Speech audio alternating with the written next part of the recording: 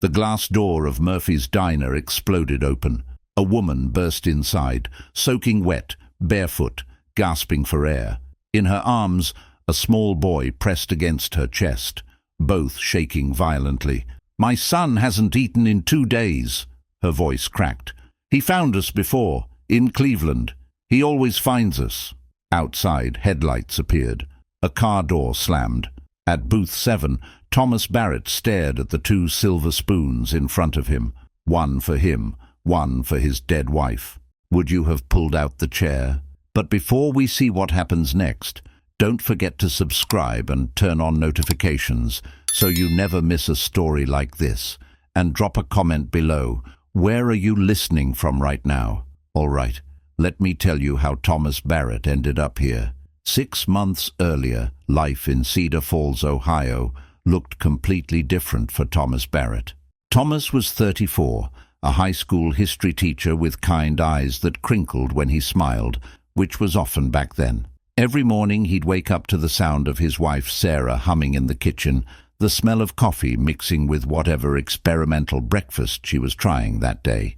Emma would waddle in wearing mismatched pajamas, dragging her stuffed rabbit, and the 3 of them would squeeze into their tiny breakfast nook like it was the greatest place on earth, because it was. Sarah Barrett was the kind of woman who made everyone around her feel like they mattered. She worked as a pediatric nurse at Cedar Falls General, the kind who remembered every child's name, who stayed late without pay to read stories to the scared ones, who cried in the parking lot after losing a patient, but showed up the next day with an even bigger smile. Thomas had fallen in love with her in college, when she'd stopped to help an elderly man pick up groceries he'd dropped. That was Sarah, always seeing the people everyone else walked past. Their routine was sacred.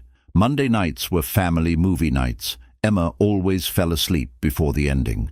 Wednesday mornings, Sarah would bring Thomas coffee at school during his planning period, and they'd steal 15 minutes in his empty classroom, talking about everything and nothing. Friday evenings they'd go to Murphy's Diner, booth 7, always booth 7, where Emma would order chocolate chip pancakes for dinner, and Sarah would steal bites from Thomas's plate while pretending she wasn't hungry.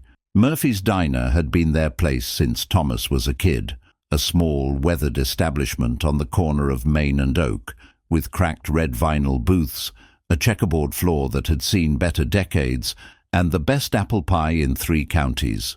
Old Murphy himself, now 72 with hands that shook from Parkinson's, still insisted on making the pies from his late wife's recipe.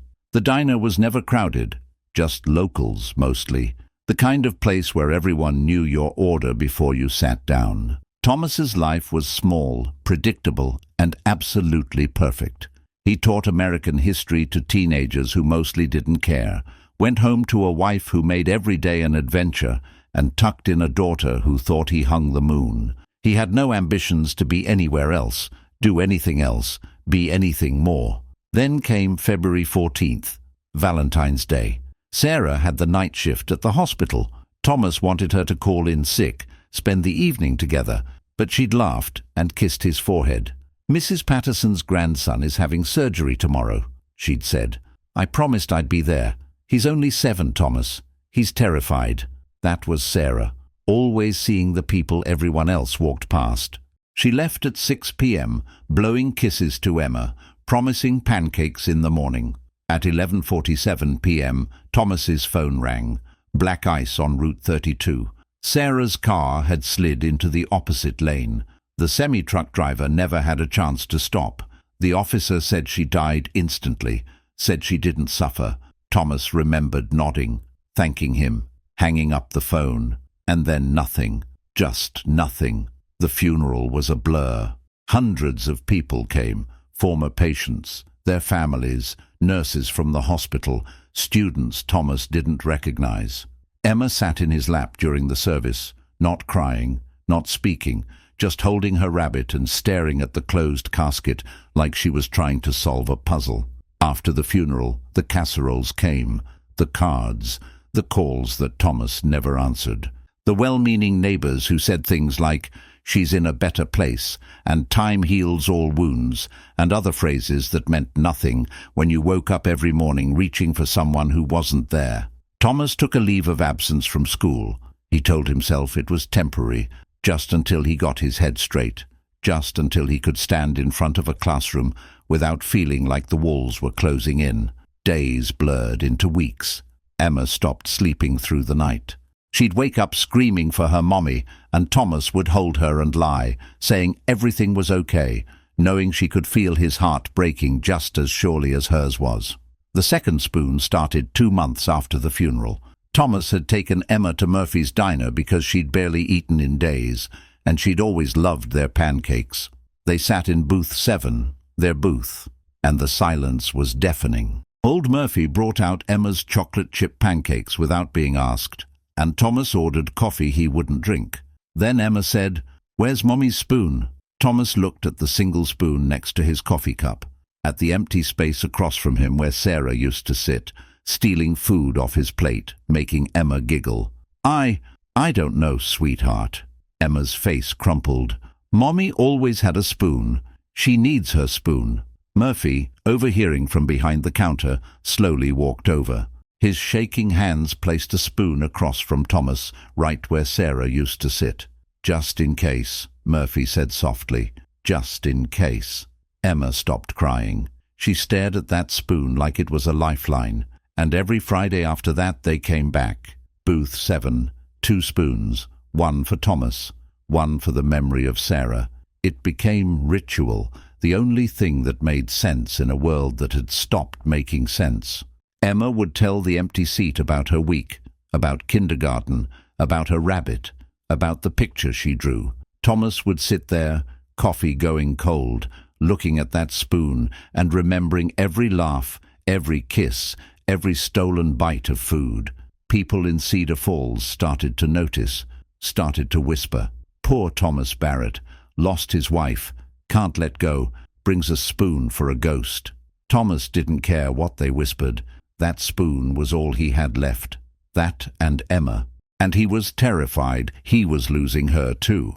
Emma had stopped talking to other kids, stopped playing. Her kindergarten teacher, Mrs. Rodriguez, called every week with concerns. Emma would sit alone at recess, whispering to her stuffed rabbit, watching the other children like they were from another planet. At night, Emma's nightmares got worse. She'd wake up crying, saying she couldn't remember Mommy's voice anymore, couldn't remember her smell, and Thomas would hold her and feel absolutely, completely helpless because he was forgetting too. Little things at first. The exact shade of Sarah's eyes in the sunlight, the way she said his name when she was annoyed, the sound of her laugh when something was truly funny, not just polite. He was losing her twice, once to death, once to time. By August, 6 months after Sarah's death, Thomas and Emma existed in a grey space between living and surviving. They went through motions. Emma went to kindergarten and came home. Thomas paid bills with money from Sarah's life insurance and felt sick every time. They ate dinner in silence. They slept in separate rooms, both of them alone with their nightmares. And every Friday, like clockwork, they went to Murphy's Diner. Booth 7, 2 spoons. It was all Thomas knew how to do anymore. Show up. Place the spoon. Remember, he didn't know that everything was about to change. That on a rainy Friday evening in late August, a stranger would walk through that door and shatter the careful, broken routine he'd built. That he'd have to choose between the memory he was clinging to and the possibility of something he'd thought was gone forever. He didn't know that grief had made him invisible to everyone, including himself. But someone was about to see him anyway. August 23rd. The evening started like every other Friday. Thomas picked Emma up from his mother's house at 5 p.m. His mother, Patricia, had been watching Emma more and more. She'd hug Emma goodbye, then pull Thomas aside with worried eyes. "Tommy, you can't keep doing this," she'd whispered that day. "The spoon thing. It's not healthy, for you or for Emma. Mom, please. She needs her father present, not a ghost mourning another ghost."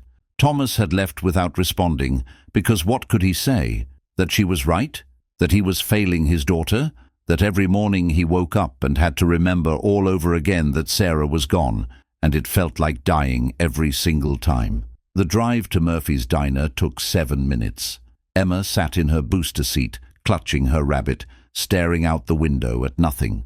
"Emma, sweetheart, did you have fun at Grandma's today?" "Mm-hmm." "What did you do?" Silence. Emma? Colored. That was it. That was all he got anymore. Single words. Grunts. The bright, chatty little girl who used to narrate every thought in her head had vanished along with her mother. Murphy's Diner appeared through the late summer haze, its flickering neon sign reading "Mu Fils d'R" because some letters had given up. Thomas parked in his usual spot, and they walked to the door, hand in hand, Emma's small fingers barely squeezing back. Inside, the diner was nearly empty. Just old Murphy behind the counter, polishing glasses with shaking hands, and a trucker named Dave in the corner booth working on his 3rd cup of coffee. "Booth 7? Murphy called out, already knowing. "Yeah." "Thanks, Murphy." They slid into the worn vinyl seats. Thomas pulled the spoon from his pocket. He'd started bringing one from home, the one Sarah always used, and placed it carefully across from him. Emma watched him do it, her expression unreadable. Murphy brought water and a kid's menu Emma wouldn't look at. "The usual?" "Yeah, chocolate chip pancakes for Emma, and I'll just have coffee." "Tommy, you need to eat—" "Just coffee, Murphy. Please." The old man sighed, but shuffled away without arguing. He'd learned months ago that arguing with grief was like arguing with the ocean. Thomas stared at Sarah's spoon, at the empty seat, at the ghost he couldn't let go of. Emma pulled out crayons and started drawing on her paper placemat. Thomas glanced at it. A house with a family, a tall figure, a small figure, and a 3rd figure floating above the house like an angel. Emma had drawn the same picture at least 50 times. "That's beautiful, sweetheart." Emma didn't respond. Outside, the sky was darkening faster than it should. Storm clouds rolling in from the west, the kind that meant serious rain. Thomas watched them gather, thinking absently that they should probably eat quickly and get home before it hit. That's when he noticed her. Through the window, illuminated by the dying light and the diner's neon, a woman stood on the sidewalk, just standing there. She was young, maybe late 20s, with wet hair plastered to her face, even though it wasn't raining yet. She wore jeans that were soaked at the hems, and a thin jacket that wasn't enough for August in Ohio, let alone a storm. And pressed against her chest, mostly hidden in the jacket, was a small child. She wasn't looking at the diner. She was looking down the street, her head swiveling left and right like she was watching for something, or someone. Thomas frowned. Something about her posture, tense, coiled, afraid, made his teacher instincts kick in. The instincts he'd honed over years of spotting troubled kids in his classroom. She was running from something. Murphy brought Emma's pancakes and Thomas's coffee. "Storm's coming," he muttered. "Gonna be a big one." As if on cue, the first drops of rain started. Within seconds, it became a downpour. The kind of rain that turns the world into a watercolor painting, blurring everything. The woman outside was soaked in seconds, but she still didn't move, just stood there, holding that child, water streaming down her face. Thomas watched her, something uncomfortable twisting in his chest. It wasn't his business. She was probably waiting for a ride. Probably fine. But Sarah's voice echoed in his memory, always seeing the people everyone else walks past. Emma was eating her pancakes mechanically, one tiny bite at a time. Thomas looked at her, then back at the woman outside, then at the spoon sitting across from him. What would Sarah do? He knew the answer. Sarah would have already been out there. Sarah would have opened the door and invited her in without a second thought. But Sarah was dead, and Thomas was tired and broken, and he had Emma to think about. And the woman's head snapped to the left, looking at something down the street. Her face went white, pure terror. Then she bolted for the diner door. It crashed open, bell jangling violently. The woman stumbled inside, soaking wet, breathing hard. The child in her arms was a little boy, maybe 3 years old, also drenched. Both of them were shaking. Every eye in the diner turned to her. Murphy paused mid-pour. Dave the trucker looked up from his coffee. Thomas felt Emma press against his side, startled. The woman stood in the doorway, water pooling at her feet, eyes wild and desperate. She looked at Murphy, at Dave, at Thomas. Then she spoke, her voice barely above a whisper. "My son's hungry. Can we stay a while?" There was something in her voice, not just desperation, fear. The kind of fear that chases you 300 miles, the kind that makes you stand in the rain outside a diner because you're not sure if going inside is more dangerous than staying out. Murphy's expression softened immediately. "Of course, honey. Take any seat you—" "We don't have money," she interrupted, her voice cracking. He hasn't eaten since yesterday morning, and I just need somewhere warm for a little while. We won't be trouble, I promise. Please." The little boy in her arms made a small sound, and Thomas's heart cracked a little more. Murphy was already moving, grabbing menus. "Don't you worry about money. Sit down. Booth 7 has room." Everyone turned to Thomas. He hadn't meant to speak. The words just came out. Emma looked up at him, eyes wide. The woman stared at him like he'd offered her the moon. Thomas heard himself continue. "You're both soaked. You can sit with us while you warm up. Murphy, can we get another plate of pancakes? And coffee?" "Already on it, Tommy." The woman didn't move for a long moment, just stared at Thomas with an expression he couldn't quite read. Disbelief, relief, fear, all mixed together. Then slowly, carefully, she walked to booth 7. Thomas slid over, making room. Emma pressed closer to him, watching the strangers with cautious eyes. The woman sat down across from them, where the empty spoon waited. She placed the little boy in the seat next to her, wrapping her wet jacket around him. The boy was tiny, with dark curls and huge brown eyes that looked too old for his face. They sat in awkward silence. Water dripped from the woman's hair onto the formica table. She kept glancing at the door, then the windows, then back at the door. "I'm Thomas," he said finally. "This is my daughter, Emma." The woman swallowed hard. "Claire, this is my son, Oliver." "Hi, Oliver," Thomas said gently. The boy didn't respond, just stared at Emma's pancakes like they were a mirage. Emma, surprising Thomas completely, pushed her plate toward the middle of the table. "You can have some," she said quietly. "They're good." Oliver looked at his mother. Claire's eyes filled with tears. She nodded. The little boy grabbed a pancake with both hands and ate like he was starving. Because he was. Murphy appeared with another plate, more pancakes and coffee for Claire. He set them down without comment, just gave Thomas a small nod that said, "Sarah would be proud." Thomas picked up his coffee. His eyes fell on the spoon across the table. Sarah's spoon, the one that had sat there untouched for 6 months. Claire's hand was right next to it.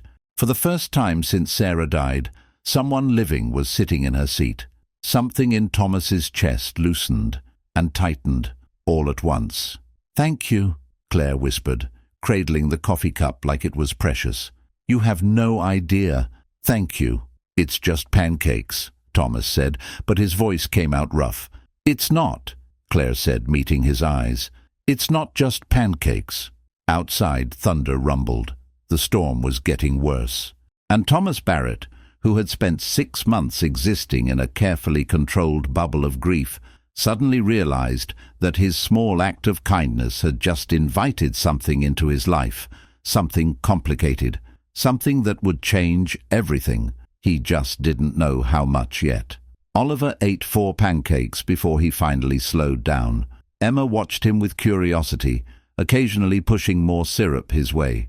Claire drank her coffee in small, desperate sips, her eyes still flicking to the windows every few seconds. "So," Murphy said, appearing with a refill pot, "you folks passing through Cedar Falls?" Claire tensed. "Something like that." "Long trip?" "Long enough." Murphy caught the warning in her tone and backed off with a gentle smile. But Thomas noticed. He'd spent years reading students who didn't want to talk about their home lives. He recognized evasion when he saw it.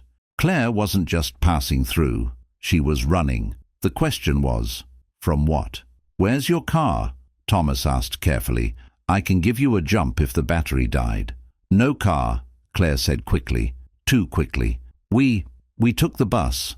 Got off at the wrong stop. Just trying to find our way to—" She trailed off. "To where?" She didn't answer. Just took another sip of coffee. Emma, oblivious to the tension, was now drawing on her placemat with Oliver watching. She'd given him a blue crayon, and he was gripping it like it might disappear. "You're good at drawing," Oliver said quietly, his first words. Emma glanced at him. "My mommy was better." "Where's your mommy?" Emma's face fell. "Heaven." Oliver looked at his mother, then back at Emma. "My daddy's gone too." "Heaven?" "I don't know." The two children stared at each other, recognizing something in each other that the adults couldn't quite touch. Shared loss, shared confusion. Claire's hand trembled on her coffee cup. Thomas wanted to ask more questions, wanted to understand. But the fear in Claire's eyes stopped him. Whatever she was running from, she wasn't ready to talk about it. The storm outside intensified. Rain hammered the roof like bullets. Lightning flashed, illuminating the empty street beyond. "You have somewhere to stay tonight?" Thomas asked. Claire hesitated. "We'll figure something out. In this storm, with a 3-year-old, we'll be fine. There's a motel about 2 miles. I said we'll be fine." Her voice was sharp, defensive.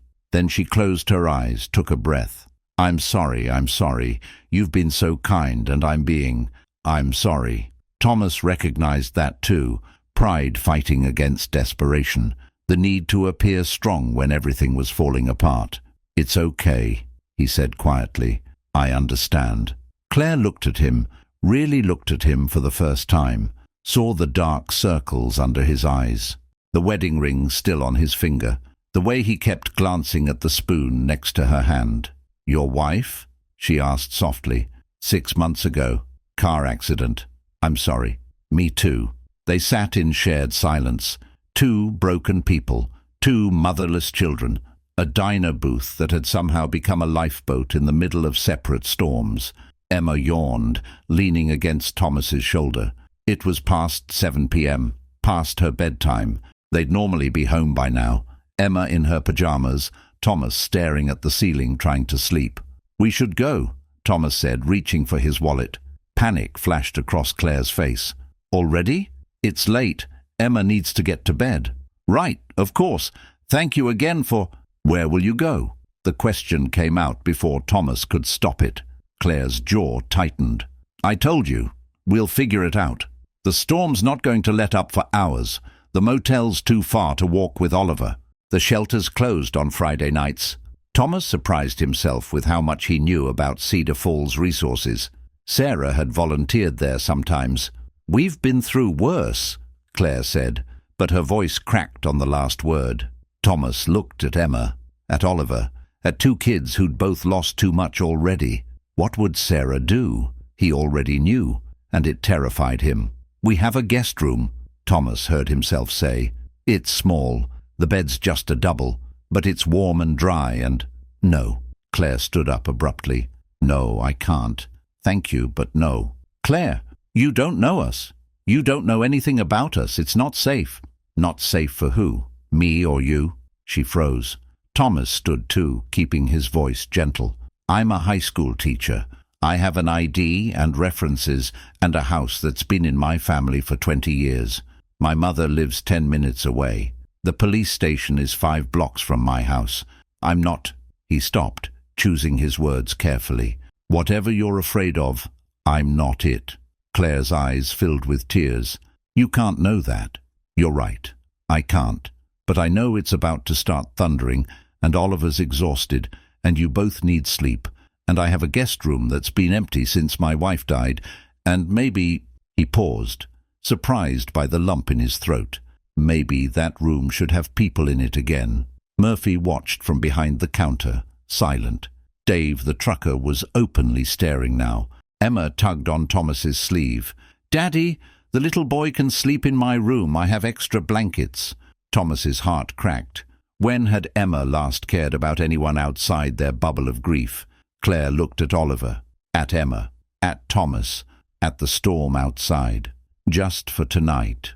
Thomas said quietly. No questions, no pressure, just somewhere safe to sleep. Then tomorrow, if you want, I can drive you wherever you need to go. Why are you doing this? Claire whispered. Thomas looked at the spoon on the table, Sarah's spoon. Because someone I loved taught me that we're supposed to see the people everyone else walks past. More tears spilled down Claire's cheeks. She looked at the door, at the windows, at Thomas, weighing risks, calculating dangers, trying to decide which fear was worse, the one outside or the one that came with accepting help from a stranger. Finally, she nodded. Just barely. Just for tonight, she whispered. Just for tonight, Thomas agreed. He had no idea he was lying. That tonight would become tomorrow, would become next week, would become everything. He had no idea that bringing Claire and Oliver into his home would set off a chain of events that would endanger all of them. He just knew that for the first time in 6 months he'd done something Sarah would have done, and it felt like breathing after drowning. Murphy caught Thomas's eye and mouthed, "Be careful." Thomas nodded. He would be. He'd lock all the doors, keep his phone nearby, sleep with one ear open. What he didn't consider was that the danger wasn't coming from Claire. It was coming for her, and in 3 days it would find her. The drive to Thomas's house took 10 minutes in the storm.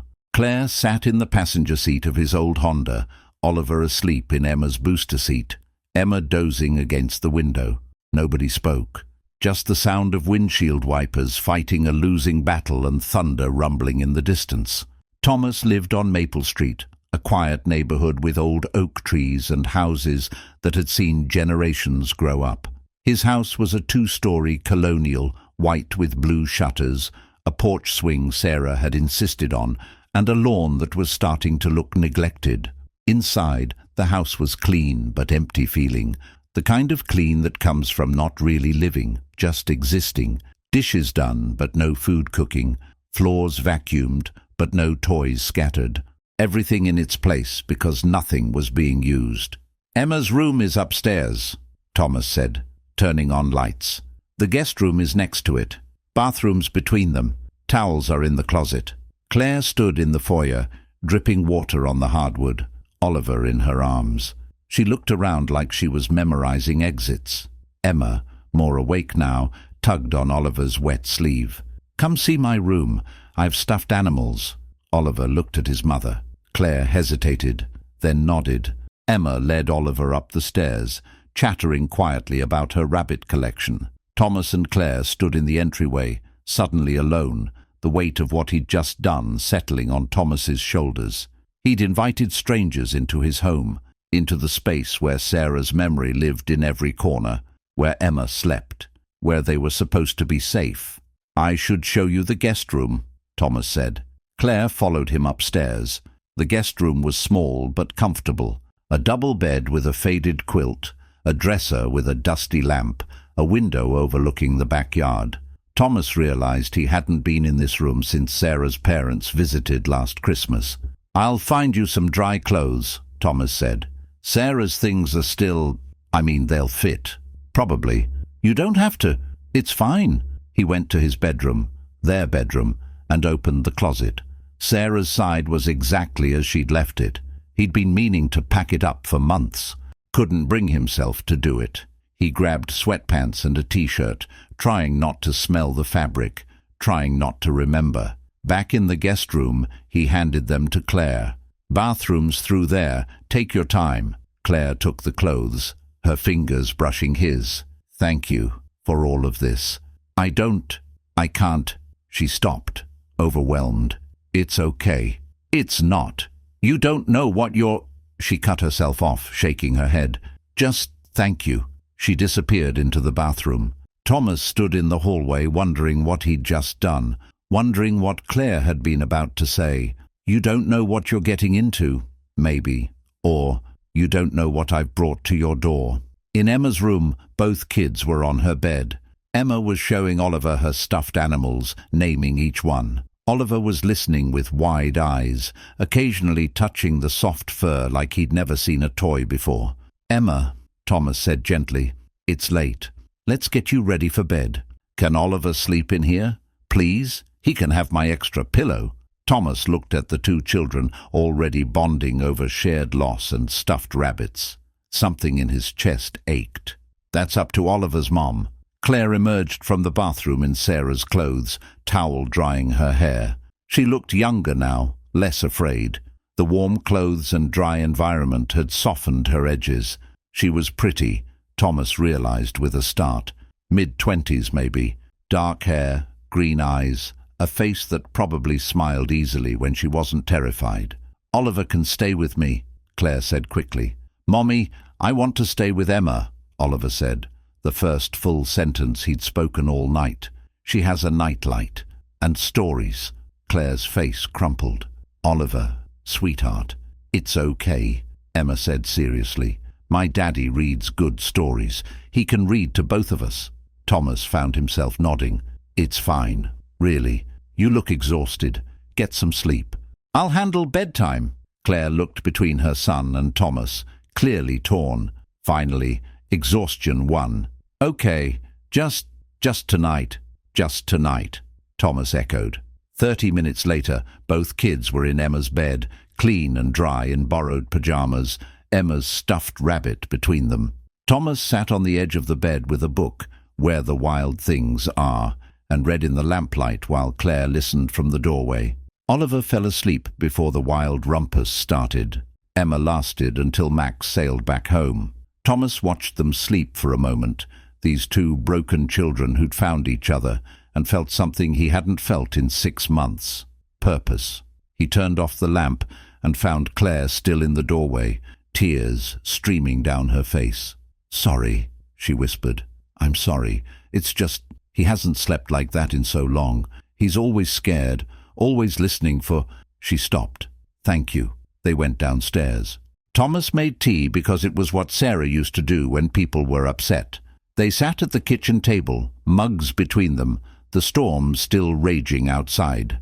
You don't have to tell me anything, Thomas said, but if you want to talk, I'm good at listening. Claire wrapped her hands around her mug. For a long time she didn't speak. Then, his father, Oliver's father, that's who I'm running from. Thomas waited. His name is Marcus. We were together for 5 years. He was... God, he was so good at first. Charming, attentive, made me feel like I was the only person in the world. She laughed bitterly. Classic, right? Then I got pregnant with Oliver, and things changed. Little things at first. Comments about what I wore, who I talked to, where I went. Then the first time he grabbed my arm too hard. Then the first time he pushed me. Then the first time he... She stopped, swallowing hard. I left him when Oliver was 6 months old. Got a restraining order. Moved 3 times. But he always found us. Always. He has connections, friends in the police, a good lawyer. Every time I ran, he'd find us within a month. And the courts, they kept giving him visitation, kept saying he deserved to see his son, even when I showed them the bruises, even when Oliver started having nightmares. Thomas's hands tightened on his mug. 2 weeks ago, Marcus told me he was filing for full custody, said I was an unfit mother, said he had evidence, and I couldn't let him take Oliver. I couldn't. So we ran. Really ran this time. Took only what we could carry. Left our apartment in Cleveland at 3 a.m. No car, no phone, just bus tickets and cash and... Her voice broke. I don't know what I'm doing. I don't know where we're going. I just know I can't let him find us. Claire, you should make us leave, she said, meeting his eyes. Right now. Because if Marcus finds us here, he won't just take Oliver. He'll destroy you too. He destroys everyone who helps me. My sister lost her job because of him. My best friend had her car vandalized. My mother had to move to Florida. Everyone who gets close to us gets hurt. So you should make us leave. Right now. Before... No, Claire blinked. What? No, Thomas repeated. I'm not making you leave in a storm with nowhere to go. We'll figure this out in the morning. Right now, you and Oliver need sleep. You need 1 night of not being afraid. You don't understand. You're right, I don't. But I understand that you're a mother protecting her child. And I understand that right now you're safe. So please, just for tonight, stop running." Claire stared at him, fresh tears spilling. "Why are you doing this? You don't owe us anything." Thomas looked at his wedding ring, at the kitchen where Sarah used to dance while cooking, at the life he'd been barely surviving for 6 months. "Maybe I need to help someone," he said quietly. "Maybe that's how I start living again instead of just existing." They sat in silence, the storm outside gradually quieting to a steady rain. "Just tonight," Claire finally whispered. "Just tonight," Thomas agreed. But in the back of his mind, he was already thinking about tomorrow, about resources, about that lawyer Sarah had been friends with, about what helping actually meant. He was thinking about how Emma had smiled at Oliver, how she'd offered her pancakes without being asked, how for the first time since Sarah died, his daughter had seen someone outside her own pain. He was thinking that maybe letting people into his carefully controlled grief wasn't dangerous. Maybe it was necessary. What Thomas wasn't thinking about was Marcus. Wasn't thinking about what kind of man has connections in multiple police departments. Wasn't thinking about what it means when someone says, "He always finds us." But he would, soon. Because 300 miles away, in a Cleveland apartment, Marcus was looking at his phone, at credit card records, at bus station cameras, at traffic footage, and he was smiling, because he'd found her again. He always did. Saturday morning arrived with bright sunshine. The storm washed away like it had never existed. Thomas woke to the sound of children laughing, an impossible sound in a house that had known only silence for 6 months. He found Emma and Oliver in the living room, building a fort out of couch cushions. Claire was in the kitchen making pancakes with the mix she'd found in the pantry, looking guilty. "I'm sorry," she said immediately. "I should have asked. I just thought maybe I could make breakfast as a thank you, and—" "It's fine," Thomas said, surprised by how much he meant it. "It's more than fine." They ate breakfast together, the 4 of them crowded around the kitchen table. Oliver told a knock-knock joke he probably didn't understand, and Emma giggled. Claire smiled, really smiled, and Thomas realized he couldn't remember the last time this house had held this much light. After breakfast, Thomas made a decision. "Stay," he said. Claire looked up from her coffee. "What?" "Stay. Not just tonight. Stay until we figure this out properly." "Thomas, I can't. You don't have anywhere to go. You have no car, no phone, probably not much money. Marcus is looking for you, so you need to stay off the grid, which means no shelters, no motels, nothing that requires ID." Thomas surprised himself with how much he'd thought this through. "Stay here. Take a few days. We'll figure out a real plan. I have a friend, Sarah had a friend, who's a family lawyer. We can at least talk to her." "That's insane. You don't know us. What if I'm lying? What if I'm the dangerous one?" "Are you?" "No, but then stay." Emma appeared in the doorway. "Are you leaving?" she asked Oliver. Oliver looked at his mother, his face falling. "Are we, Mommy?" Claire looked at her son, at Emma, at Thomas, at the first safe place they'd had in 2 weeks. "Just a few days," she said finally, "until we figure out next steps." "A few days," Thomas agreed. That was Saturday. By Sunday, a few days had shifted. Claire helped with laundry. Oliver and Emma played in the backyard. Thomas called Sarah's friend Jennifer, the family lawyer, who agreed to meet Monday morning. No charge, just because Sarah would have wanted her to help. By Monday, Thomas started seeing the cracks in Claire's story. Not lies exactly, but omissions. The way she'd freeze when a car drove past the house. The way she'd check the locks 3 times before bed. The way she'd positioned herself in every room so she could see both the door and the windows. "There's more to this, isn't there?" Thomas asked Monday night after the kids were asleep. They were sitting on the porch swing, Sarah's swing, in the warm August darkness. Claire was quiet for so long, Thomas thought she wouldn't answer. "Marcus has money," she finally said. "A lot of it. Family money. And he uses it to make problems disappear. He has a PI who finds me every time, and he has friends in law enforcement who look the other way when they should be helping. I'm not just running from an angry ex. I'm running from someone who has the resources to make me look crazy and take Oliver legally." That's why you didn't go to the police here. Police can't help. They never have. Thomas thought about that, about power, about systems that fail the people they're supposed to protect. He'd seen it in education. Kids who fell through cracks because their parents didn't know how to navigate bureaucracy or didn't have money for lawyers. Jennifer will help, he said. We'll figure this out. Claire looked at him in the porch light. Why are you doing this? It was the third time she'd asked. Thomas still didn't have a good answer. Because you need help. Because Oliver and Emma are friends. Because my house has been empty for 6 months, and having you here makes it feel less like a tomb. He paused.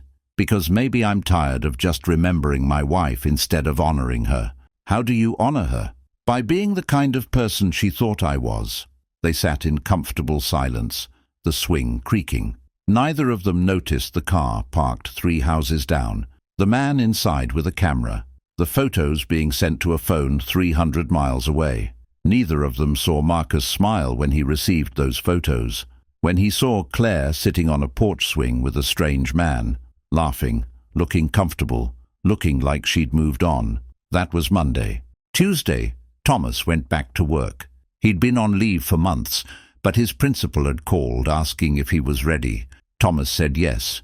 Maybe having a routine would help. Maybe getting back to normal was possible. At school, he threw himself into preparing for the fall semester, made lesson plans, organized his classroom, avoided the sympathetic looks from other teachers.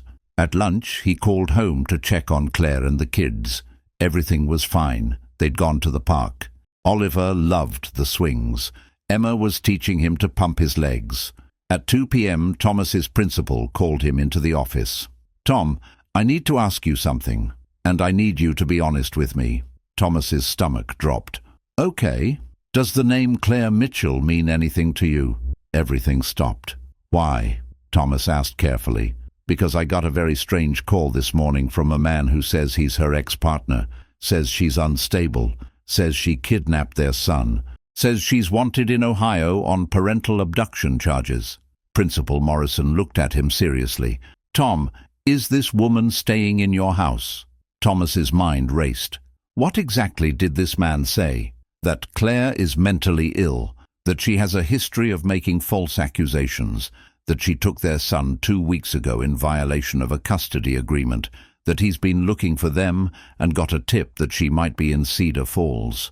Morrison leaned forward. Tom, he sounded legitimate. He sounded like a worried father. Is there something I should know? Thomas thought about Claire's fear, her stories, the bruises she'd hinted at. He's lying, Thomas said. How do you know?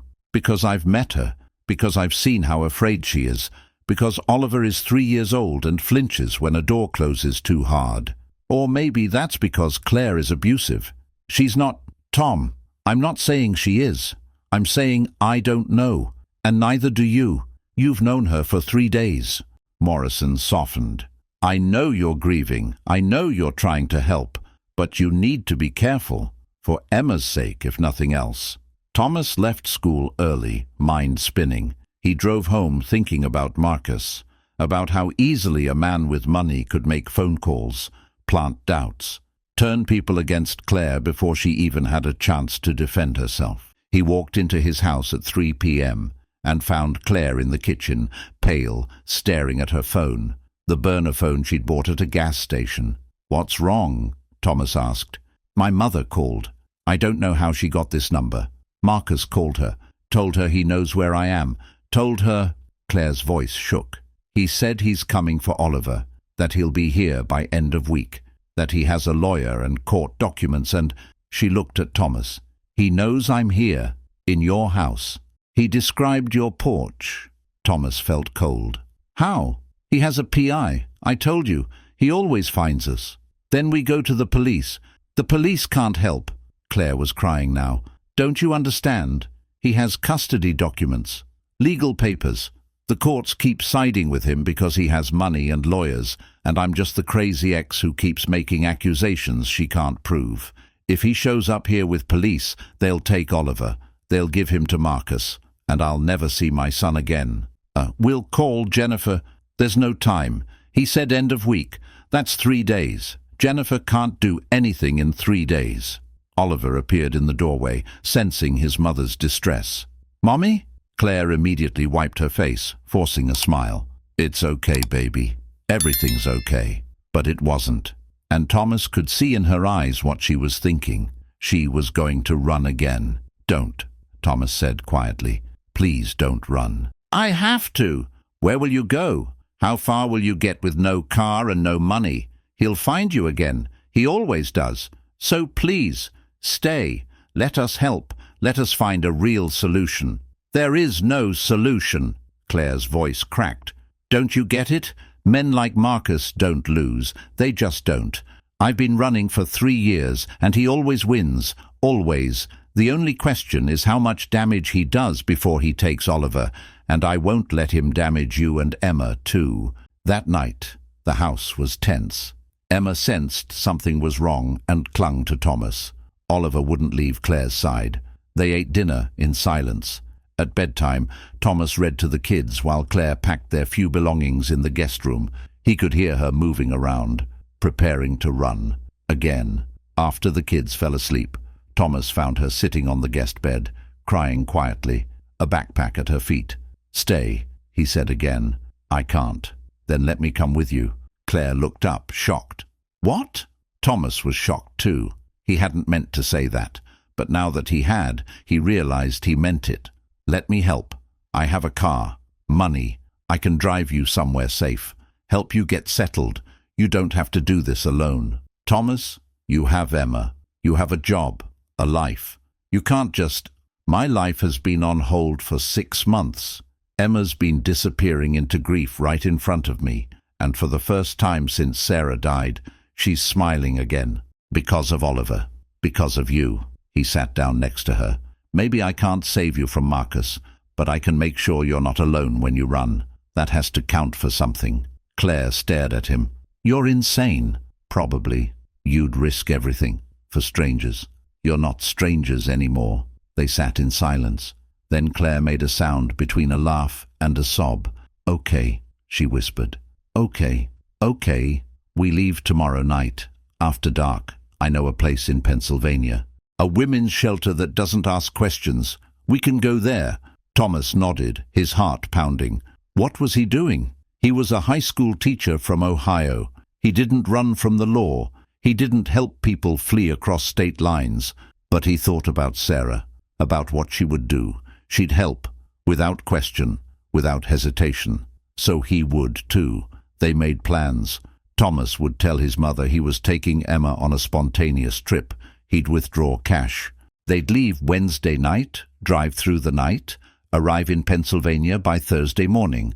It wasn't a great plan, but it was a plan. Wednesday morning, Thomas went to work, taught his classes, withdrew money from the ATM, called his mother and lied about a trip. He came home at 3 p.m. to find 2 police cars in his driveway. His blood ran cold. He ran into the house and found Claire in handcuffs, crying. A female officer stood with Emma and Oliver in the living room. A male officer was searching the kitchen. "What's going on?" Thomas demanded. "Are you Thomas Barrett?" the male officer asked. "Yes." "What's happening?" "We have a warrant for Claire Mitchell's arrest. Parental abduction, violation of custody agreement. We're taking her into custody and releasing the minor child to his legal guardian. She didn't kidnap anyone." "Sir, please step aside." Claire's eyes met Thomas's, full of terror and resignation. "I'm sorry," she whispered. "I'm so sorry." They took her, right out of his house. Oliver was screaming for his mommy. Emma was crying, and Thomas was frozen, helpless, watching everything fall apart. A social worker arrived, explained that Oliver would be placed in temporary foster care until his father arrived from Cleveland, that it was standard procedure, that it was for the best. "His father is dangerous," Thomas said desperately. "That's not what the court documents say, sir."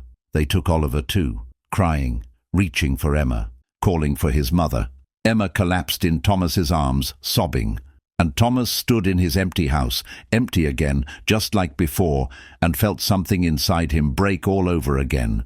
But this time, it didn't break into grief. It broke into rage, because this was wrong. All of this was wrong, and he wasn't going to let Marcus win. Not without a fight. Thomas Barrett had never broken the law in his life. He'd never even had a speeding ticket. But Wednesday night at 11 p.m., he broke into the Cedar Falls police station. Not literally. He walked in the front door, but what he did next was definitely illegal. "Can I help you?" the night desk officer asked. "I need to see Claire Mitchell, the woman you arrested this afternoon." "Are you a lawyer?" "I'm a friend." "Then no, she's being held pending transfer to Ohio authorities. No visitors except legal counsel."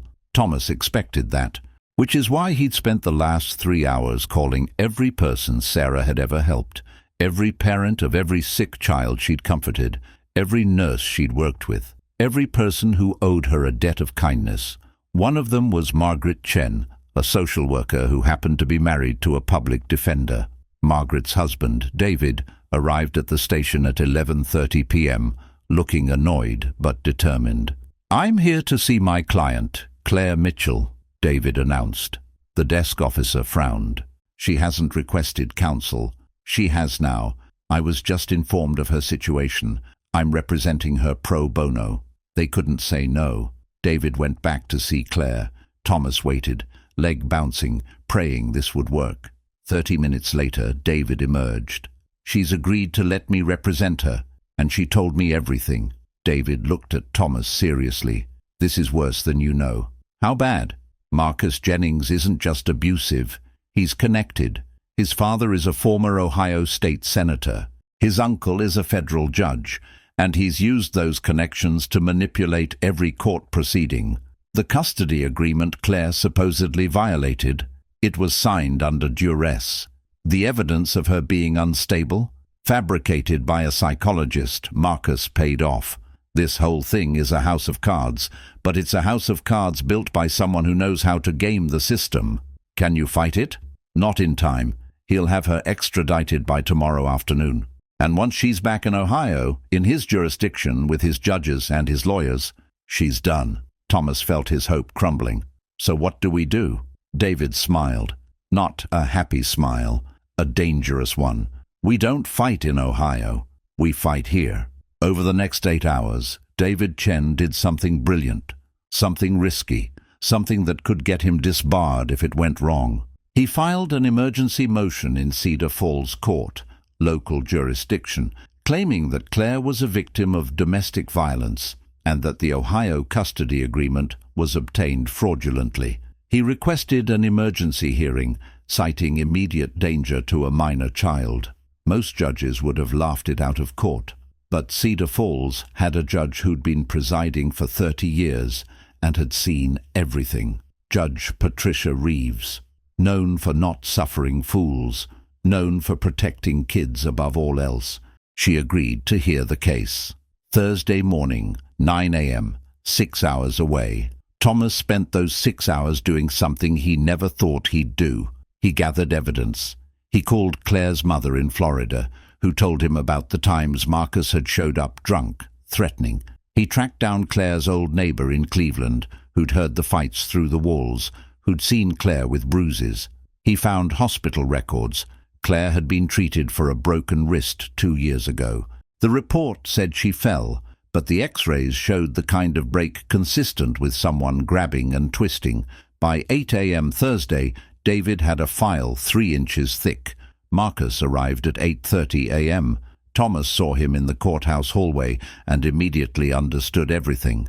Marcus was handsome in an angular way, expensive suit, perfect smile.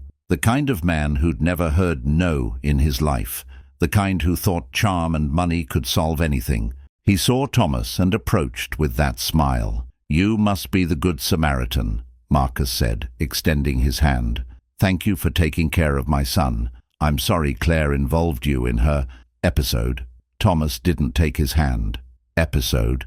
She's unwell, has been for years. But I'm here now and I'll make sure Oliver gets the help he needs." "Help? Stability, proper care, not running across state lines with a mother who can't manage her own mental health." Thomas looked at this man, this well-dressed, well-spoken man, this man who would sound completely reasonable to anyone who didn't know better. "I've seen how Oliver acts around Claire." Thomas said quietly.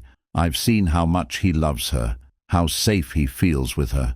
"Children often love their abusers," Marcus said, still smiling. "It's called trauma bonding, but I appreciate your concern. I really do. Now, if you'll excuse me, I have a son to collect." He walked away, confident, assured. Thomas wanted to punch him, wanted to scream. But instead, he walked into courtroom 3 and sat in the gallery. The hearing started at 9 a.m. sharp. Judge Reeves was 65, grey-haired, with eyes that missed nothing. She listened to Marcus's lawyer present the custody agreement. The documentation of Claire's mental instability, the parental abduction charges. It was compelling, professionally presented, completely convincing. Then David stood up. "Your Honor, I'd like to present evidence that the custody agreement in question was obtained through fraud, coercion, and manipulation of the Ohio court system." Marcus's lawyer objected. "Your Honor, this is a simple custody matter. The agreement is valid." "I'll allow it," Judge Reeves said. "Mr. Chen, you have 1 hour." David didn't need an hour. He presented the hospital records, Claire's neighbor's testimony via phone, Claire's mother's statement. The psychologist's report that showed the doctor who'd evaluated Claire had a financial relationship with Marcus's family. Then David did something brilliant. He called Thomas to the stand. Thomas had never testified before. His hands shook as he swore to tell the truth. "Mr. Barrett," David said gently, "how did you meet Claire Mitchell?" Thomas told the story, the diner, the rain, the hungry child, the fear in Claire's eyes that was too real to be manipulation. "And in the 4 days Claire and Oliver stayed in your home, did you see any evidence that Claire was unstable or a danger to her child?" "No. I saw a mother who was terrified but trying to stay strong for her son. I saw a child who felt safe with her. I saw—" Thomas's voice cracked. "I saw what love looks like when it's fighting to survive." Marcus's lawyer tried to poke holes, asked about Thomas's judgment, his grief, whether he was really qualified to assess Claire's mental state after knowing her 4 days. "I'm a teacher," Thomas said. "I've been working with kids for 10 years. I know what trauma looks like. I know what fear looks like. And I know the difference between a child who's afraid of their parent and a child who's afraid for their parent. Oliver was afraid for Claire because he knew what was coming." Then David called Claire. She'd been brought from holding, still in the same clothes from her arrest. She looked exhausted, terrified, but when she started talking, her voice was steady. She told everything, the years of abuse, the escalation, the times she'd left and Marcus found her. The court proceedings where his lawyers made her sound crazy, the psychologist who'd spent 30 minutes with her and written a 10-page report about her mental instability, the custody agreement she'd signed because Marcus threatened to take Oliver completely if she didn't.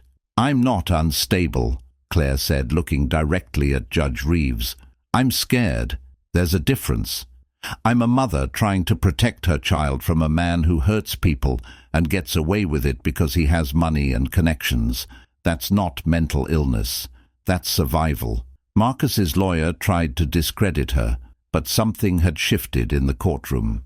Judge Reeves was watching Marcus now, not Claire, watching how he whispered to his lawyer, how he smiled that charming smile, how he performed concern.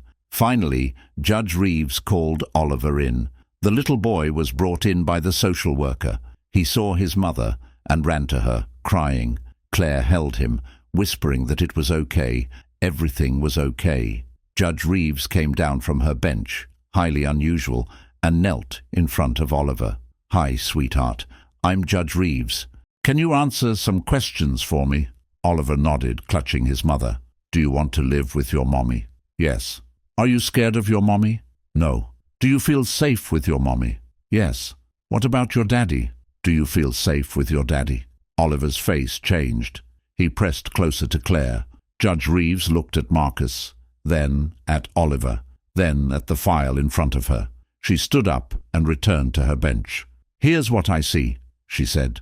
"I see a custody agreement from Ohio that may or may not be valid. I see allegations of mental instability that appear questionable at best. I see a father with significant resources and a mother with none. And I see a 3-year-old child who is clearly afraid of his father and safe with his mother. Marcus's lawyer stood. Your Honor, with all due respect, you don't have jurisdiction to... I have emergency jurisdiction under the Uniform Child Custody Jurisdiction Act when a child is at risk of imminent harm, and I'm exercising it. Judge Reeves looked at Marcus. Mr. Jennings, I'm placing a temporary restraining order barring you from contact with Oliver Mitchell, pending a full investigation into the circumstances of the Ohio custody agreement. I'm ordering that Claire Mitchell be released immediately. And I'm referring this entire matter to the Ohio Attorney General's office for investigation into possible judicial fraud and witness tampering. The courtroom erupted. Marcus was on his feet, red-faced. His lawyer was objecting. David was trying not to smile. Your Honor, this is outrageous, Marcus shouted. You can't. I just did. And Mr. Jennings, if you violate my restraining order, I'll hold you in contempt, and you'll spend the night in my jail. Are we clear? Marcus stared at her, his charming mask completely gone. What remained was rage, pure, entitled rage. This isn't over, he said quietly. You're right, Judge Reeves said. It's not, because I'm also contacting every judge who presided over your previous custody hearings, and I suspect they're going to be very interested in what I found today. Now get out of my courtroom. Marcus left, his lawyer scrambling after him. Claire collapsed in her chair, sobbing. Oliver climbed into her lap. Thomas sat in the gallery, shaking, unable to believe what had just happened. They'd won, against all odds, against money and connections and a system built to protect men like Marcus. They'd won. Outside the courthouse, Claire held Oliver and cried into his hair. David packed up his briefcase, exhausted but satisfied. Thomas stood on the steps, feeling the morning sun, feeling like he could finally breathe. Claire approached him, Oliver on her hip. You did this, she said. You saved us. David did this. You started it. In the diner, when you pulled out that chair. She was crying again. Why? Why did you help us? Thomas looked at this woman he'd known for less than a week. This stranger who'd walked into his life during a storm and reminded him what it felt like to be human. Because someone I loved taught me to see the people everyone else walks past, he said, and I'm trying to be the person she thought I was. Claire hugged him, careful not to crush Oliver between them. Thank you, she whispered, for seeing us. Emma came running from where Thomas's mother had been watching her, throwing herself at Oliver. The two kids hugged, laughing. And Thomas Barrett, who'd spent 6 months living in the past, suddenly saw a future that looked nothing like what he'd planned. But maybe that was okay. Maybe that was better. 3 months later, Cedar Falls welcomed October with gold and red leaves and air that smelled like apples and cinnamon. Thomas Barrett sat on his porch swing, Sarah's swing, watching Emma and Oliver play in the yard. They were building a leaf pile, shrieking with laughter every time one of them jumped in. The front door opened, and Claire emerged with 2 mugs of coffee. She handed one to Thomas and sat next to him, close enough that their shoulders touched. They're going to track leaves all through the house, she said, smiling. Probably, Thomas agreed. They sat in comfortable silence, watching the children play. It had become their routine. Morning coffee on the swing, evenings cooking dinner together, bedtime stories with both kids in Emma's room. Claire and Oliver were still in the guest room. It had been 3 months, and they were still calling it temporary, still pretending this arrangement had an expiration date. But both of them knew better. After the hearing, Claire had nowhere to go. Ohio was investigating Marcus, but the process was slow. David had helped Claire file new custody paperwork, but courts moved at glacial speed. In the meantime, Judge Reeves had extended her protective order, essentially trapping Marcus in Ohio, while Claire built a new life in Cedar Falls. So she stayed, in the guest room, helping with Emma, cooking meals, finding work at a local bakery, building something that looked suspiciously like a life. And somewhere along the way, Between shared dinners and bedtime routines and quiet conversations on this porch swing, something shifted. Thomas couldn't pinpoint the exact moment. Maybe it was the first time Claire laughed at one of his terrible history jokes. Maybe it was the night Emma had a nightmare and Claire helped him calm her down. Maybe it was the morning he found Claire wearing Sarah's old bathrobe, making pancakes, looking so natural in his kitchen that his heart ached. Maybe it was all of it, slowly, gradually, until one day he looked at her and realized she wasn't just a guest anymore. "Thomas," Claire said now, pulling him from his thoughts. "We need to talk." His stomach dropped. Those 4 words. Never good. "Okay." Claire set down her coffee mug. "David called yesterday. The Ohio investigation is done. Marcus is facing charges, fraud, perjury, witness tampering. His father's connections couldn't save him this time. The custody agreement was officially voided, and I have full legal custody of Oliver." That's amazing. "Claire, that's everything you wanted." "Yeah, it is." She was quiet. "Which means I don't have to hide anymore. I can go anywhere, do anything. I'm free." Thomas's chest tightened. "Right. Of course. You must be relieved." "I am. Claire looked at him. "I need to know something, and I need you to be honest with me." "Okay. These 3 months, us being here, have we just been another project? Another way for you to avoid grieving Sarah?" Thomas blinked, stung. "What? No, Claire, because I need to know, before I—" She stopped, took a breath. "Thomas, I care about you. A lot. More than I should, more than is probably smart after everything. But I can't stay here if we're just playing house. If this is just you avoiding your real life, I need to know if this is real." Thomas looked at her green eyes and uncertain expression, at this woman who'd walked into his life during a storm and somehow made the sun come out. "When Sarah died," he said slowly, "I thought I died too. I thought the best parts of me were buried with her, and maybe they were.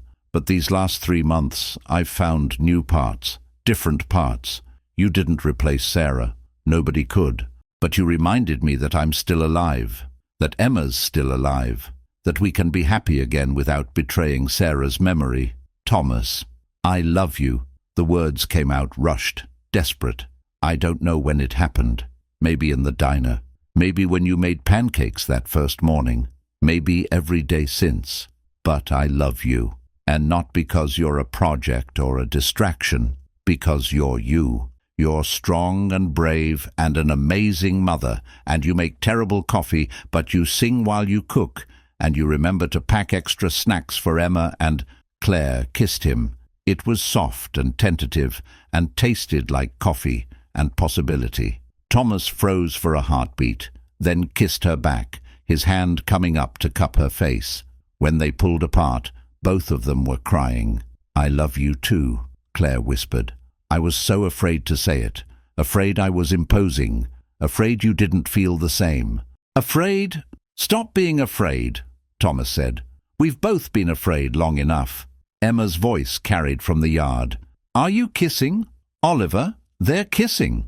Oliver's response, "Gross!" Both kids dissolved into giggles. Claire laughed, wiping her eyes. "So what now?" Thomas looked at her, at his daughter playing with her son, at the house where Sarah's memory lived alongside new memories, at the future that was nothing like what he'd planned and somehow better for it. "Now you stop sleeping in the guest room," he said. "Now we stop calling this temporary.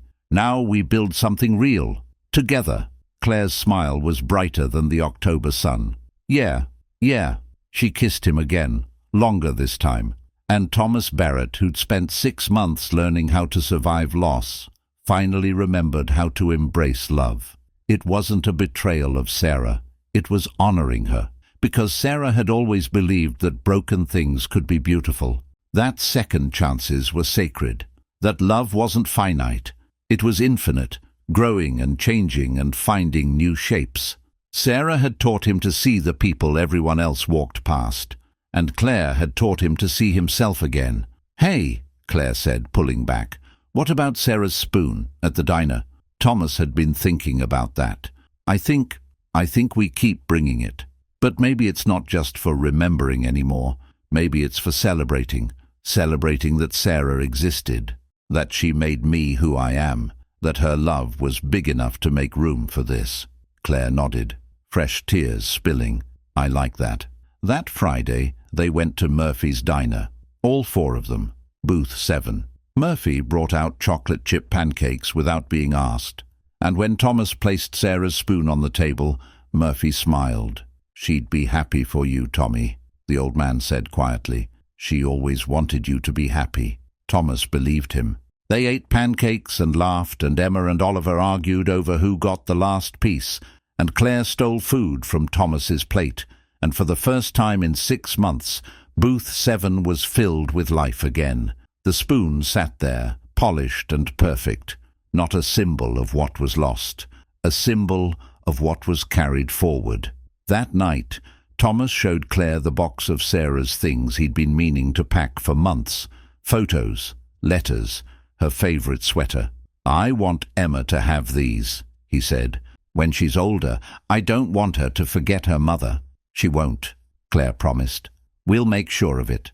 We'll tell her stories, show her pictures, keep Sarah alive in all the ways that matter. You don't mind? Claire took his hand. Sarah made you. She's part of who you are. That means she's part of us, all of us. I'm honored to help keep her memory alive. Thomas pulled her close, overwhelmed by gratitude and love and the strange beauty of grief transforming into joy. Later, after the kids were asleep, Thomas and Claire lay in bed, his bed, not the guest room, talking about the future. I was thinking, Claire said, maybe I could go back to school, finish my degree. I always wanted to be a teacher. Yeah? Yeah. Maybe I could work at the high school. We could carpool. She smiled. Is that too domestic? Too boring? It's perfect, Thomas said. Boring is good. Boring is safe. We've both had enough chaos. What about Emma? How do you think she'll handle us? I think she already has. She asked me yesterday if Oliver was going to be her brother now. What did you say? I said maybe, if that was okay with her. And she said she'd have to think about it. Then she came back 5 minutes later and said yes, but only if Oliver lets her be the boss. Claire laughed, the sound filling the dark room with light. They fell asleep, tangled together, the future uncertain but no longer frightening, because broken things could be beautiful, and second chances were sacred. And love, Thomas learned, wasn't about replacing what was lost. It was about making room for what came next. 1 year after that rainy night at Murphy's Diner, Thomas Barrett stood in front of his American history class, teaching about the civil rights movement with the kind of passion he'd thought he'd lost forever. He'd returned to work full-time after that summer, thrown himself back into teaching, and discovered that he was good at it again. Better even. Because he'd learned something about resilience, about fighting systems that were broken, about how one person standing up could change everything. His students loved him, especially the ones who were struggling, the ones everyone else walked past. Thomas saw them now, really saw them. At home, life was beautifully chaotic. Emma was in first grade, reading at a third grade level, bossing Oliver around with sisterly authority. Claire had enrolled in community college, studying education.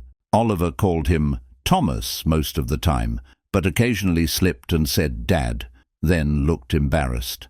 Thomas never corrected him. They'd gotten married in June. Small ceremony in Murphy's Diner, booth 7, officiated by Judge Reeves. Emma and Oliver were the entire wedding party. Murphy made the cake, apple naturally.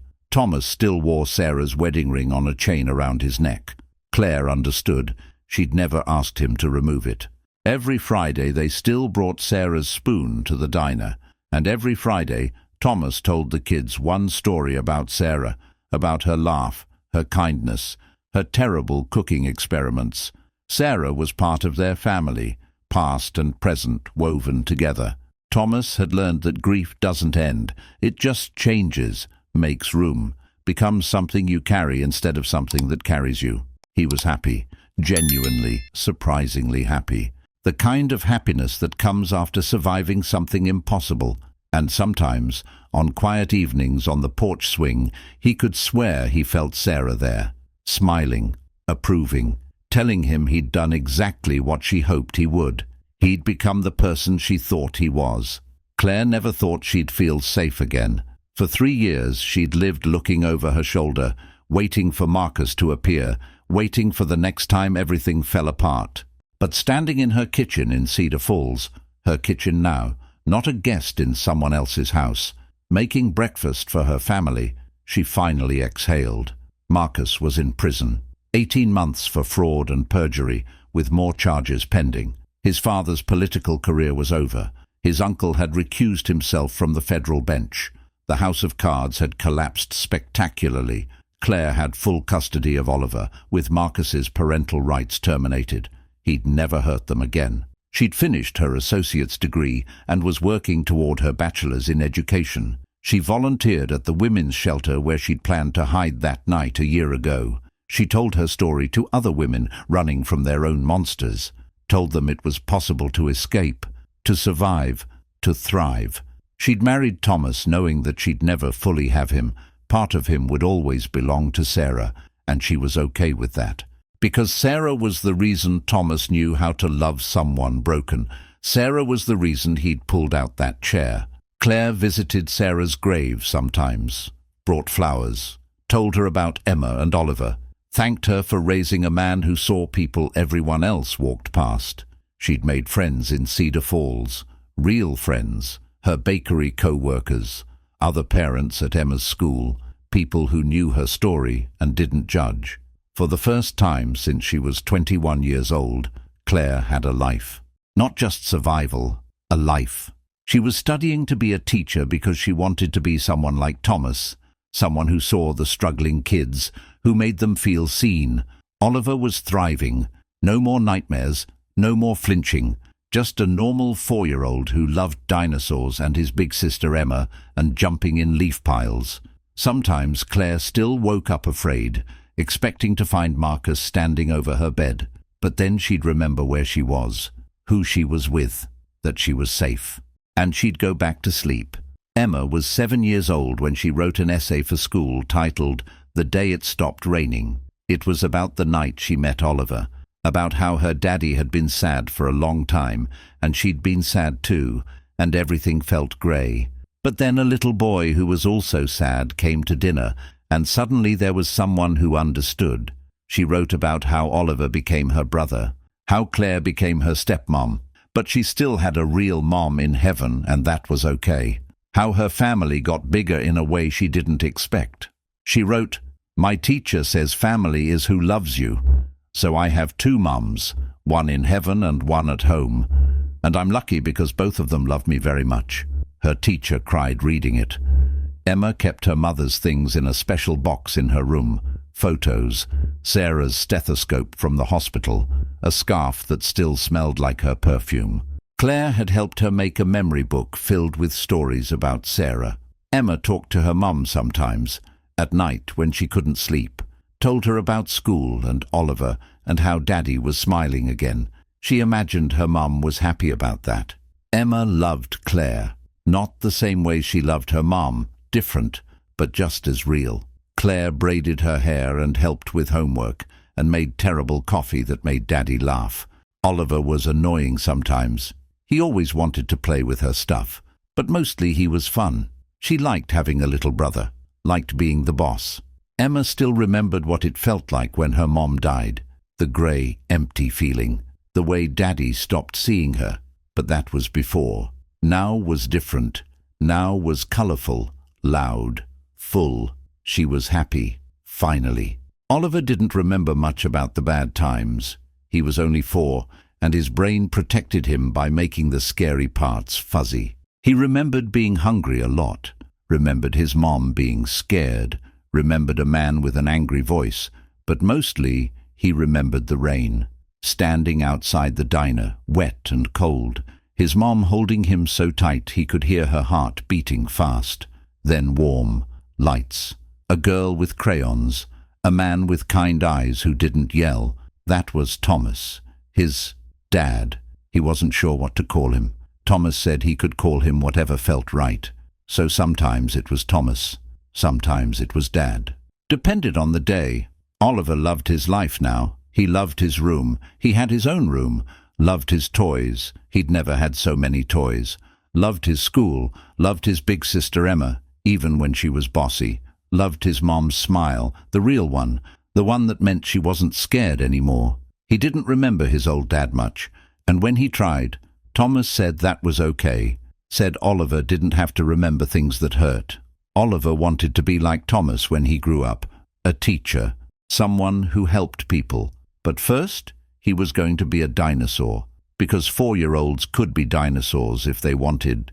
Life was good, life was safe, life was full of pancakes and bedtime stories and leaf piles. Life was everything his mom had been running toward. Murphy retired 6 months after that rainy night, sold the diner to a young couple from Columbus who promised to keep the recipes, especially the apple pie. He was 73, and his hands shook too much to make pie anymore. Time to rest, but he still came by every Friday, still sat in the corner booth with free coffee, still watched Thomas and Claire and the kids in booth 7. Some nights, when the diner was quiet, he could swear he saw a woman sitting at that table, long brown hair, kind smile, looking at her family with pride. Murphy didn't believe in ghosts, but he believed in love, and love, he'd learned, never really left. He'd watched Thomas nearly disappear into grief, watched him bring that spoon week after week, holding on to a memory so tight he forgot to live. Then he'd watched Claire walk through that door, soaking wet, desperate, and he'd watched Thomas choose to see her. Murphy had spent 50 years running a diner, watching people. He'd seen lots of kindness, but that night he'd seen something rarer. He'd seen someone choose to live again. The young couple who bought the diner wanted to rename it. Something modern, something trendy. Murphy asked them to keep the name. Just Murphy's Diner. Simple, classic.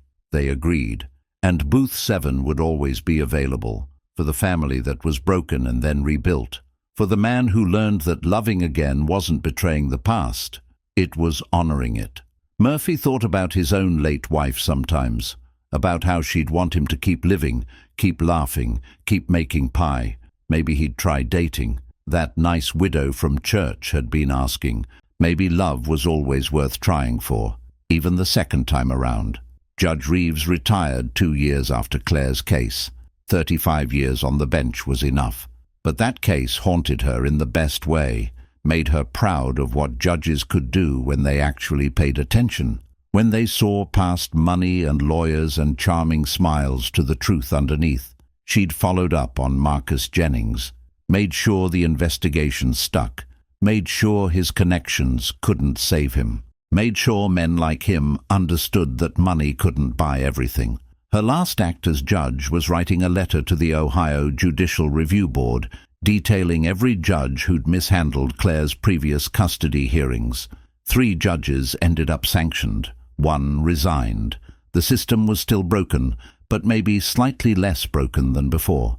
She attended Thomas and Claire's wedding, brought a nice gift, cried during the vows. In retirement, she volunteered with domestic violence organizations, trained new judges on recognizing manipulation and coercion in custody cases. She gave speeches titled, "How I Almost Got It Wrong," about how close she'd come to just accepting Marcus's paperwork, about how one teacher's testimony changed her mind. "Listen to the kids," she told new judges. "Listen to the people who've actually spent time with the family.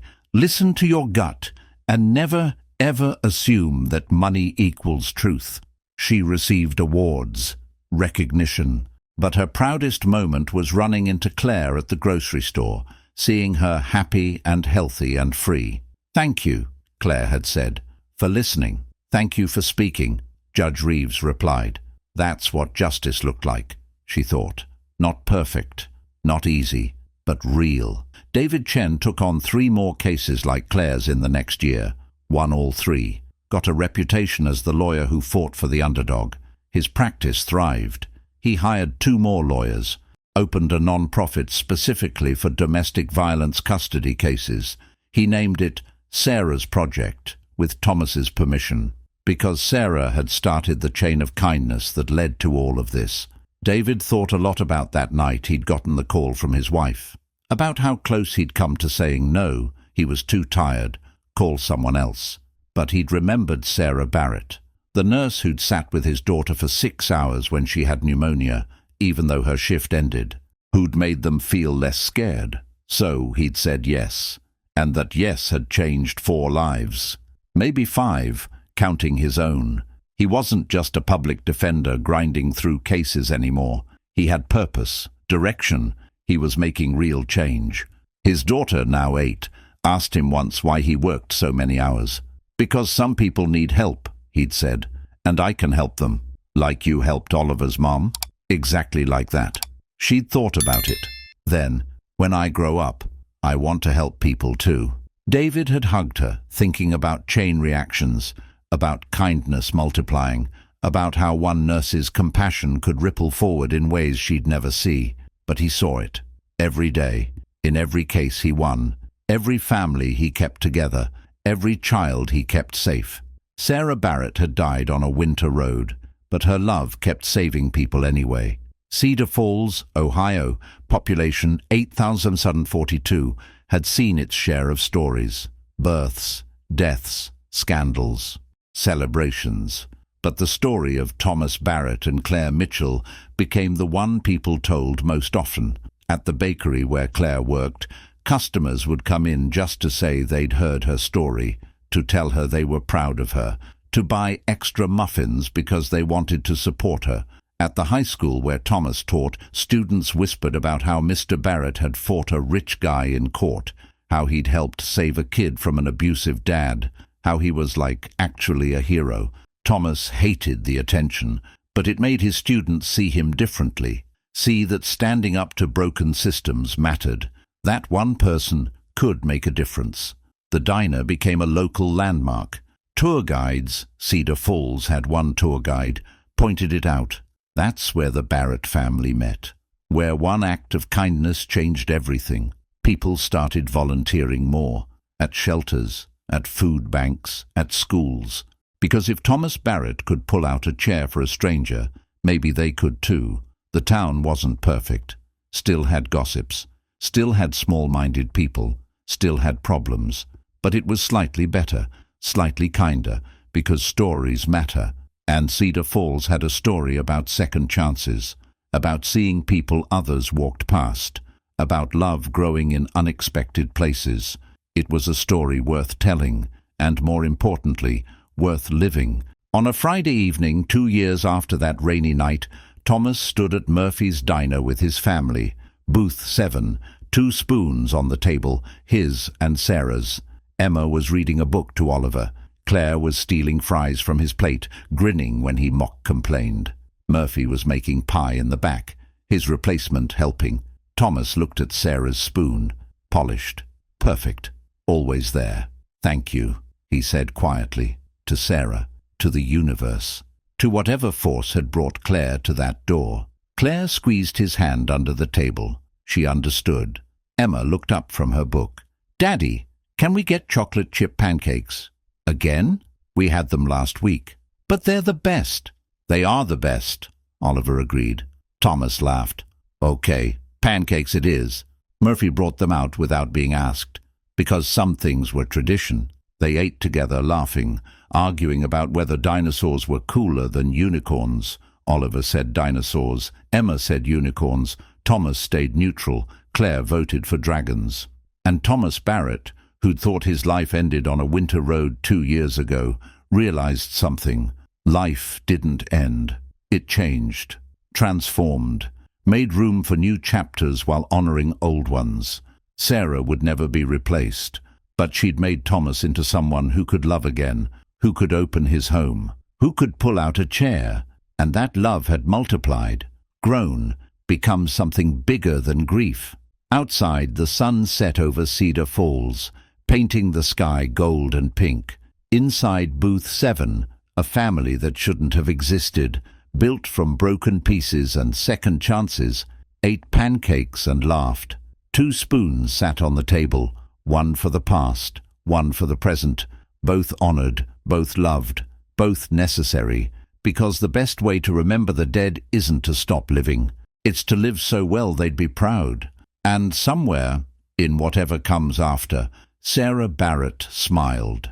Her husband had finally learned what she'd always known, that broken things can be beautiful, that love is infinite, and that the people everyone else walks past are usually the ones most worth seeing. Thomas had pulled out the chair, and it had changed everything.